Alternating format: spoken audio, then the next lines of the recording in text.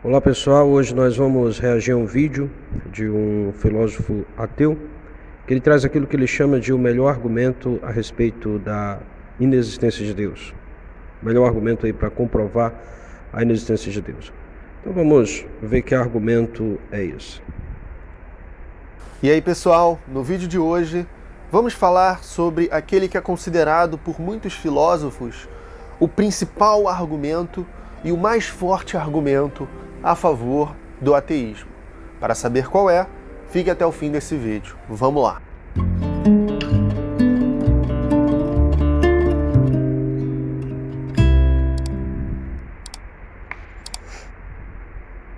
Em uma cela do campo de concentração de Auschwitz, foi encontrada uma frase escrita por um prisioneiro. Se existe um Deus, ele terá que implorar pelo meu perdão.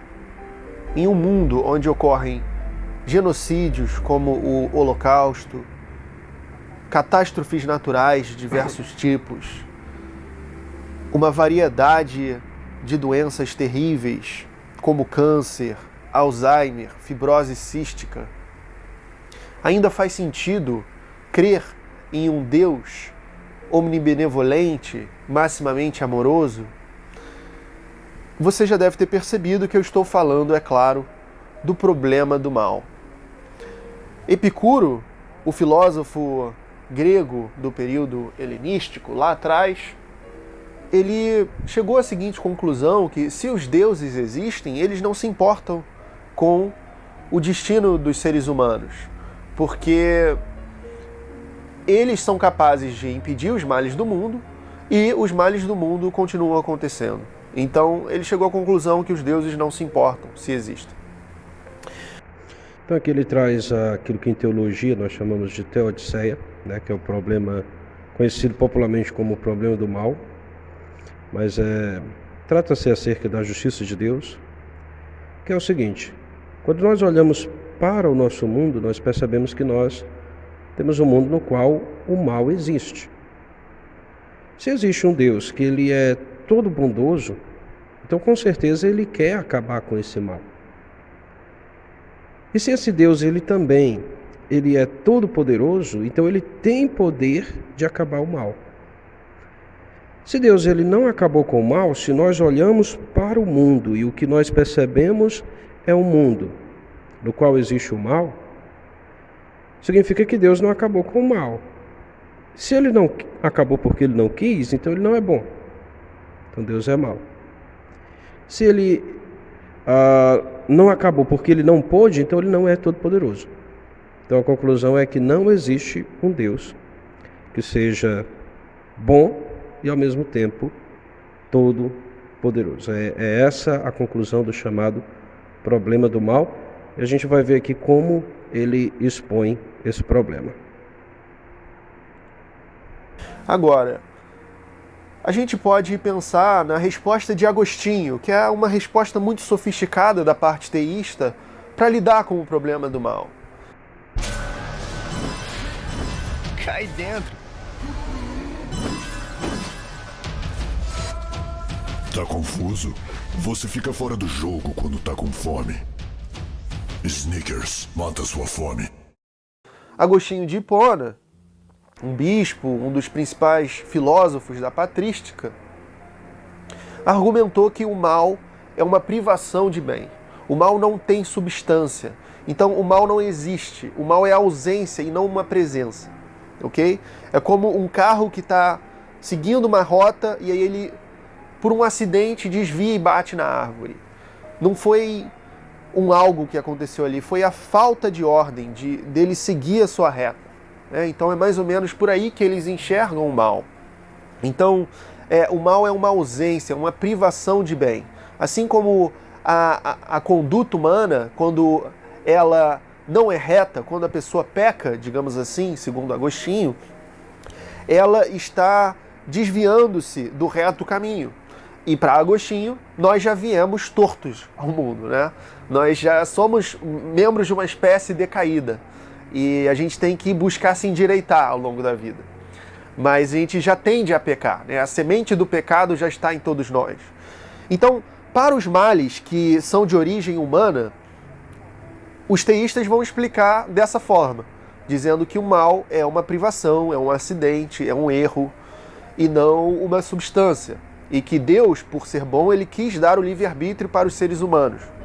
Então, ele não pode dar o livre-arbítrio para os seres humanos sem que seja possível que, com esse livre-arbítrio, os seres humanos pequem. Então, ele, por ser bom, ele abre a possibilidade do pecado, querendo compartilhar conosco a liberdade. Pois bem, isso poderia explicar talvez o genocídio, né? Talvez o caso, por exemplo, de o Partido Nazista existir e do Holocausto existir, e do racismo, enfim, de todos os tipos de males que vêm do ser humano. Mas e quanto aos males naturais? Catástrofes, terremotos, tsunamis? Então aqui ele traz a defesa de Agostinho, né? Aquilo que Agostinho vai falar sobre a teodiceia, aquilo que Agostinho vai falar sobre o chamado problema do mal. E Agostinho ele vai dizer que o mal, na verdade, ele não tem uma existência ontológica. O mal ele não é uma coisa, o mal ele não é o ser. Mas o mal, a forma como ele existe, é a existência de coisas a falta de coisas que existe, né? Ele não possui uma existência ontológica. Por exemplo, o frio. O frio ele não existe em si mesmo, mas o frio é a ausência de calor. O escuro não existe em si mesmo, mas o escuro é a ausência de luz. Então é mais ou menos assim que Agostinho ele vai definir o mal. O mal ele não tem uma existência própria, ele não tem uma existência ontológica, mas ele é a falta daquilo que Deus fez. Ele é a falta do bem. O mal então seria a falta do bem. A crítica que ele traz é que ele vai dizer que essa resposta poderia explicar o mal moral, né? Porque quando a gente vai falar do mal, né, nessa questão de teodiceia, existem dois tipos de mal. Existe o mal moral e existe o mal natural. O mal moral são as coisas ruins que as criaturas morais fazem, quando as criaturas morais elas transgridem a lei moral de Deus. Então isso seria o mal moral. E o mal natural são as coisas ruins que acontecem naturalmente, como tsunamis, terremotos, furacões, né? Essas coisas que acontecem naturalmente. O que ele está dizendo é, essa resposta de Agostinho, ela poderia ser uma boa explicação para o mal moral, mas não seria uma boa explicação para o mal natural. E a resposta de Agostinho, eu pessoalmente, eu concordo com ela, eu não creio que ela explique todo o problema do mal, mas eu concordo que o mal ele não possui uma existência ontológica, mas que o mal ele é a ausência de bem, né? Quando você fala, por exemplo, por que a fome é ruim? A fome é ruim porque é a ausência de comida, então isso seria o mal. O ruim é a fome. O que é a fome? É a ausência de comida. A saúde é a ausência de um corpo funcionando da forma como Deus o criou. Então, porque essa ordem ela é quebrada, então é por isso que a doença ela é ruim. Então, a doença seria a ausência de saúde. Alguém pode dizer, não, mas a paz é a ausência de guerra. Não. Por que acontece guerra? Geralmente porque falta alguma coisa. Às vezes falta comida, e aí as nações brigam. Às vezes falta petróleo, né? Às vezes falta alguma coisa, e isso causa a guerra. E a guerra é ruim porque ela vai tirar coisas, né? Tirar a vida, então a pessoa morre, né? A morte, a ausência de vida. Ela causa fome, então ela vai tirar comida, causa doenças. Então, eu concordo com Agostinho que o mal ele é a ausência de bem, né? A ausência do bem. Alguns vão criticar, então, essa resposta de Agostinho, falando que ela é contraditória com a própria teologia cristã, porque a teologia cristã diz que Deus ele é onipresente, ou seja, ele está em todos os lugares, né? Se Deus está em todos os lugares, então como pode ter em qualquer lugar a ausência de bem se Deus é o próprio bem? Eu creio que o mal ele é a ausência do bem criado, não significa que ele é a ausência de Deus, ele é a ausência do bem criado, das coisas boas que Deus criou, né? A Escritura diz que quando Deus criou o mundo, ele olhou para o mundo, ele olhou para tudo aquilo que ele havia criado e ele disse que era muito bom. Então, o mal é a ausência, é a desordem desse mundo muito bom que Deus fez. Então, não é necessariamente a ausência de Deus, mas é a ausência do bem criado por Deus. É nesse sentido que eu entendo a resposta de Agostinho, e eu entendo que a resposta de Agostinho, a resposta bíblica, ela é uma resposta que explica tanto o mal moral, quanto ela explica também o mal natural, ou seja, por que existe o mal na natureza, coisas ruins na natureza, como também por que as pessoas infligem a lei de Deus, infligem a lei moral de Deus. A Escritura vai dizer que Deus criou o homem muito bom, mas a partir da tentação de Satanás ele pecou, e quando ele peca, então o pecado corrompe todo o seu ser. Então o homem passa a ter uma natureza corrompida pelo pecado, e é exatamente por isso que ele faz o mal, e isso explica então o mal moral. E a Escritura fala também que toda a natureza foi amaldiçoada por causa do pecado. Então é por isso que acontecem essas desordens, estes desequilíbrios, como tsunamis, furacões e tudo mais, porque não somente o homem foi corrompido em toda a sua natureza, mas também a própria natureza ao redor do homem, a natureza externa, ela também foi corrompida pelo pecado, ela foi amaldiçoada por causa do pecado. Então, a Bíblia ela traz explicação tanto para o mal moral, como ela traz explicação também para o mal natural. Então vamos ver aí a continuidade do vídeo. Que dizimam cidades, que acabam com as vidas de pessoas, que levam pessoas, bebês, e estragam completamente a vida de comunidades inteiras, que não são causadas pela, por exemplo, ação humana no aquecimento global, mas que ocorrem de modo natural e que iam ocorrer independente da ação humana. Como é que Deus explica isso? Como é que explicam isso com a existência de Deus? Então a gente pode caracterizar o problema do mal, que é um grande guarda-chuva de diferentes argumentos, né? Mas eu vou te oferecer a seguinte caracterização de determinada maneira. Afirmam que o Deus teísta, cristão, é onisciente, onipotente e omnibenevolente. Pois bem, um Deus onisciente deveria saber sobre os males do mundo. Então ele aqui vai fazer um silogismo, né, com algumas premissas, para chegar à conclusão de que Deus não existe. Então vamos ver, será se esse silogismo lógico ele realmente nos leva à conclusão de que não há Deus? Seria capaz de fazer algo a respeito desses males. Um Deus omnibenevolente, maximamente amoroso, iria querer fazer algo a respeito desses males.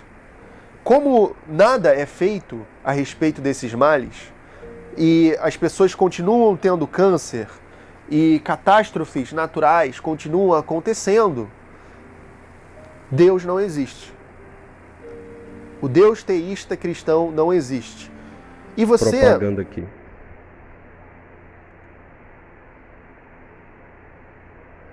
Lá no fundo talvez saiba como que o cristianismo é extremamente implausível.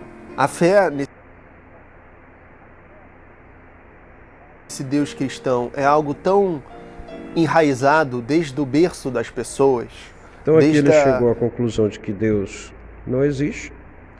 E a partir dessa conclusão, então, ele vai tentar explicar por que as pessoas acreditam em Deus, mesmo sendo tão óbvio que Deus não existe. Então, esse não é um tema para esse vídeo aqui, né? Porque é um tema que ele já vai desenvolver a partir da conclusão desse raciocínio lógico aqui que ele faz. Então, o nosso objetivo é esse raciocínio lógico. Será se ele leva realmente à conclusão de que não há Deus? Vamos lá, então, vamos analisar as premissas e vamos ver se essas premissas elas levam à conclusão de que não há Deus. Primeira premissa, um Deus onisciente deveria saber sobre os males do mundo. Quando você vai olhar a Escritura, você vê que essa premissa está correta. Nós temos um Deus que é onisciente, que Ele sabe de todas as coisas, e Ele sabe sobre os males do mundo, Ele sabe sobre tudo o que acontece de ruim nesse mundo. Então a primeira premissa está correta.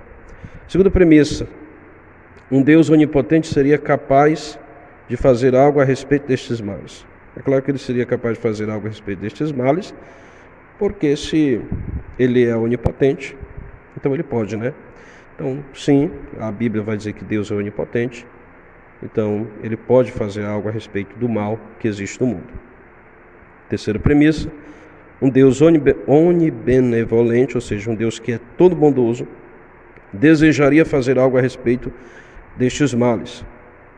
E quando nós lemos a Escritura, nós vemos que Deus, Ele deseja fazer alguma coisa a respeito do mal que existe no mundo. O desejo de Deus não é o desejo de deixar o mundo perecer na maldade. Mas o desejo dele é fazer algo para que esse mundo seja restaurado de todo o mal, para que todo o mal seja eliminado do mundo. Como nada parece ser feito a respeito destes males, Deus não existe. Então, essa primeira parte deveria estar como a quarta premissa, né? Nada parece ser feito a respeito desses males. E a conclusão seria: Deus não existe. Ele colocou aqui destacado como se tudo fosse a conclusão, mas até a vírgula seria mais uma premissa. Como nada parece ser feito a respeito destes males, a conclusão seria logo Deus não existe. Mas ainda bem que ele botou esse parece aqui, né? Porque aquilo que parece nem sempre é. Quando a gente lê a Bíblia, a gente vê que sim, Deus está fazendo algo a respeito desses males, Ele fez e Ele está fazendo. Ou seja, Ele não deixou esse mundo perecer em pecado, acabar sendo destruído, mas Ele enviou o seu Filho, Jesus Cristo, para salvar este mundo. A Escritura diz que Deus amou o mundo, e ali é cosmos, né? O termo grego é cosmos. Deus amou o universo, Deus amou tanto a sua criação, que enviou o seu Filho unigênito para que todo aquele que nele crer não pereça, mas tenha a vida eterna. E quando a gente lê a Escritura, a gente vai ver Paulo dizendo que a criação ela geme, é como mulheres em dores de parto, aguardando pela redenção dos filhos de Deus. Então Deus sim, Ele não está deixando o mundo perecer no mal, Ele não está deixando o mundo perecer na maldade, mas Ele enviou o seu Filho Jesus Cristo para morrer pelos pecadores, porque foi por culpa desses pecadores que o mal entrou no mundo, que o mal corrompeu a raça humana, que o mal corrompeu a natureza. Então Deus enviou o seu Filho Jesus para redimir os seres humanos. E quando todos esses seres humanos eleitos por Deus desde a fundação do mundo estiverem redimidos, então toda a natureza, todo o cosmos, toda a criação também será redimido do mal. E agora Deus está nesse processo de redimir o mundo do mal, né? Por meio da sua igreja, que é o corpo de Cristo. Ele está trabalhando nesse mundo, Ele está tirando as coisas do poder de Satanás, do poder do reino parasita de Satanás, está submetendo as coisas ao poder de Deus. E um dia o próprio Cristo virá para completar esta obra de redenção, para fazer a restauração de toda a terra, para fazer a restauração de todo o universo. E então sim, todo o mal será eliminado deste mundo. Então nós vemos que esse raciocínio lógico, ele não chega a uma conclusão correta, porque uma das premissas está errada, né? Que é a última premissa, que diz que Deus não está fazendo nada a respeito dos males, quando na verdade o que a Escritura nos diz é que sim, Ele está fazendo. E se Ele está fazendo, é porque Ele existe, né? Porque ele não teria como Ele fazer qualquer coisa sem Ele existir. Então nós vemos então que esse raciocínio lógico ele está errado, porque uma das suas premissas está errada. Mas alguém poderia aprofundar, ele não vai aprofundar nesse vídeo, né? Mas por que Deus está demorando tanto? Será que isso também não joga não mancha de alguma forma o caráter de Deus, né, fazendo com que Deus ou seja mal, ou então a conclusão que Deus não existe, né? Então, a respeito disso, nós trataremos em um outro vídeo, no qual nós vamos analisar o livro do filósofo Gordon Clark, Deus e o Mal, Problema Resolvido, no qual o filósofo Gordon Clark ele apresenta uma resposta satisfatória para esse dilema. Mas, por enquanto, fica aqui essa reação. Espero que você tenha entendido. Se você conhece alguém que também é pego por esse tipo de argumento, envie esse vídeo e logo mais eu estarei postando um vídeo a respeito do livro de Gordon Clark, Deus e o Mal, Problema Resolvido. Deus abençoe você.